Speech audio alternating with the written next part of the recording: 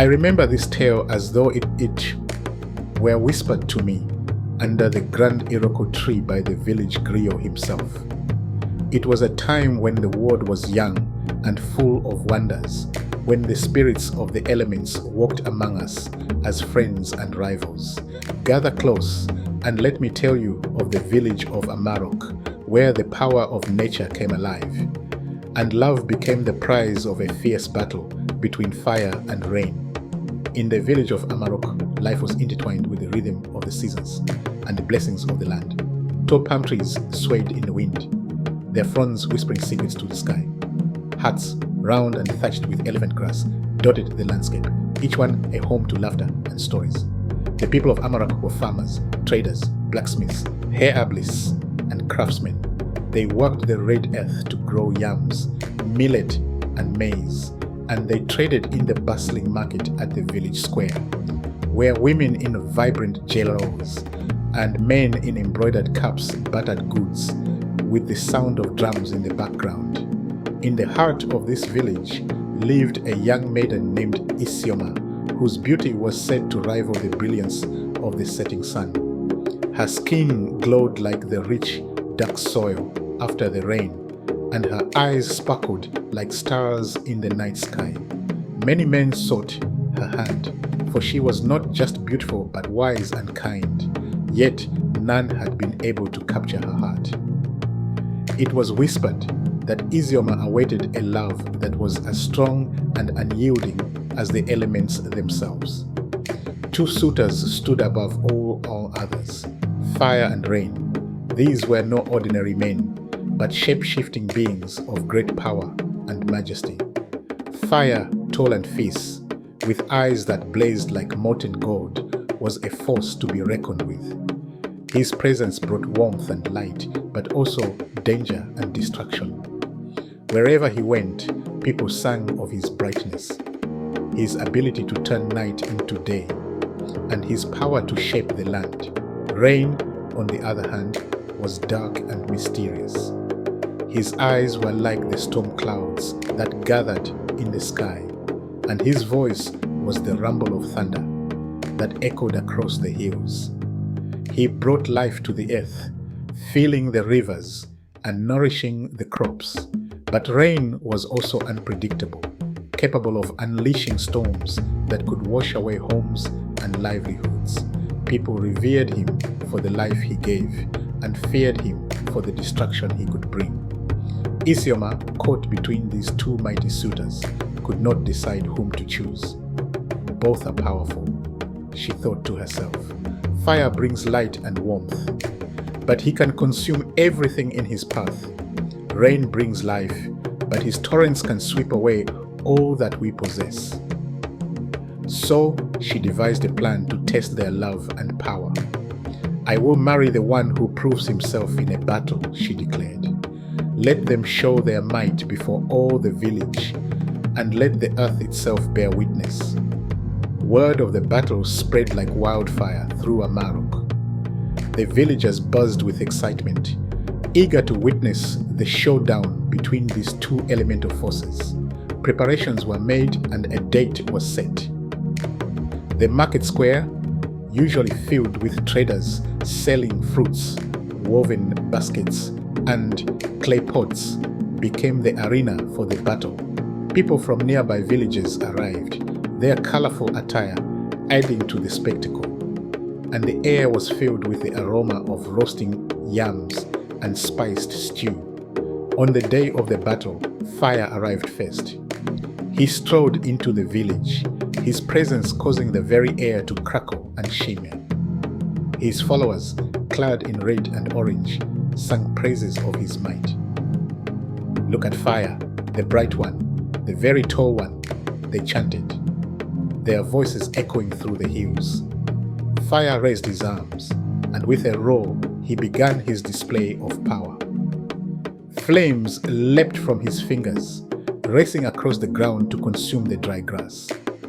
Trees burst into flames, their leaves curling and blackening in the heat. Huts, hastily abandoned by their occupants, were licked by tongues of fire. Birds screeched and took flight. their nests reduced to ashes. Animals fled the forests, scampering in fear as their burrows filled with smoke. The villagers watched in awe and terror as fire unleashed its fury upon the land. Isioma stood at the edge of the square, her face a mask of calm, though her heart raced. "Is this the one I shall choose?" she wondered. Fire's followers cheered louder, certain of his victory. He had turned the village into a blazing inferno, and surely rain could not stand against such wrath. But then, as the flames danced and raged, a chill ran through the air. The sky darkened, and the once blue heavens were now obscured by thick, rolling clouds. A hush fell over the crowd as they looked up. Rain had arrived. With a clap of thunder that shook the very earth, rain descended. His followers, dressed in dark blue and grey, began to sing. "Look at rain, the black one, the falling one," they chanted, their voices low and powerful. Rain raised his arms, and torrents of water began to pour from the sky. The downpour was relentless, a curtain of water that soaked the earth, doused the flames, and turned the ground to mud. Fire hissed and sputtered as the rain smothered his brilliance, steam rising in thick clouds as he fought to survive. The battle had truly begun. Fire blazed brighter, pushing against the rain with all his might. He roared, his flames surging higher, consuming everything in his path. But rain was relentless. He fell in heavy sheets, his waters washing over the land, quenching the flames wherever they sprang up. The two forces clashed in a furious dance, each striving to outlast the other. Isioma watched, her heart torn. The power of fire was awe-inspiring, his flames a testament to his strength and passion. But the life-giving force of rain was undeniable, his waters a symbol of renewal and hope. The villagers sang, their voices rising above the roar of the elements. "Look at fire, the bright one, the very tall one. Look at rain, the black one, the falling one. Which will you choose?" As the battle raged on, something unexpected happened. The ground beneath their feet began to tremble.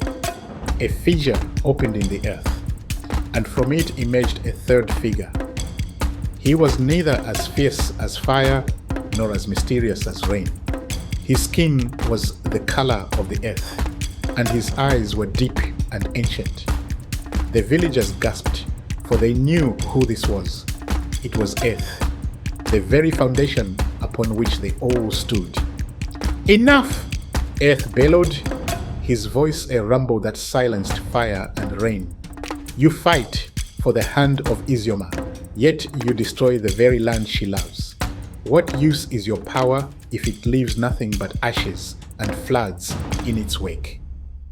Fire and rain paused, their battle halted by the presence of Earth. They looked at the devastation around them, the charred trees, the flooded huts, the frightened villagers, and they realized the truth of Earth's words.